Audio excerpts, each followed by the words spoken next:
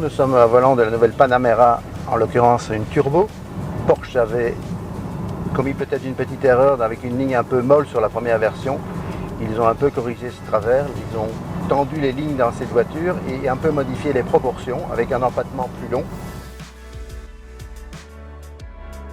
Beaucoup d'améliorations techniques sur cette voiture. Tout d'abord le moteur, 3 moteurs sur la Panamera, un moteur diesel très puissant, un moteur V6 de litre 9 qui chante parfaitement bien et sur la turbo qui est le haut de gamme, un moteur de 550 chevaux qui est obtenu avec un 4 litres biturbo. Par rapport à la version précédente, ça représente une amélioration de 30 chevaux.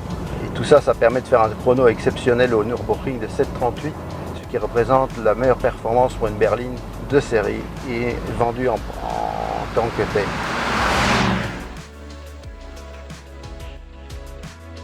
Pour la première fois, Porsche a un aileron qui est rétractable, mais rétractable en 3 parties. Ça veut dire que quand il sort, il se déploie, il s'écarte et une partie centrale vient se mettre. Ça permet d'avoir un aileron beaucoup plus grand et d'avoir donc beaucoup plus d'appui sur l'arrière. Quand on suit les voitures, ça fait un effet un peu très Mad Max et très particulier.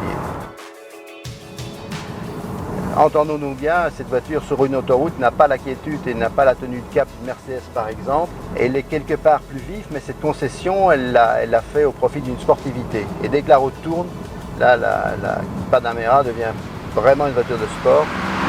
Bon, on a entendu qu'évidemment l'engin est quand même encombrant et aussi assez pesant. Mais c'est un moindre mal et on n'a jamais l'impression de conduire une voiture de 2 tonnes, ce qu'en fait elle est. Pour la première fois, et comme la 911, la Panamera est équipée en option d'un train arrière directionnel.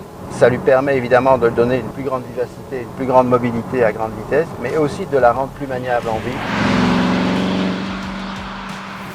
Porsche reste fidèle pour l'instrument principal de la voiture, avec un système à aiguille qui reste de position centrale dans l'instrumentation. Et autour du contour, on a également 2 displays plus petits de 7 pouces chacun. La formule est plutôt sympathique parce que bon, on reste quand même, c'est un mariage original entre du classicisme et du modernisme. Peut-être un petit regret, c'est que les deux displays ici qui entourent le contour sont parfois victimes par soleil arrière de réverbération pas vraiment agréable. C'est un peu casse-pied, mais bon, c'est un petit défaut et c'est pas bien grave et on l'acceptera comme ça.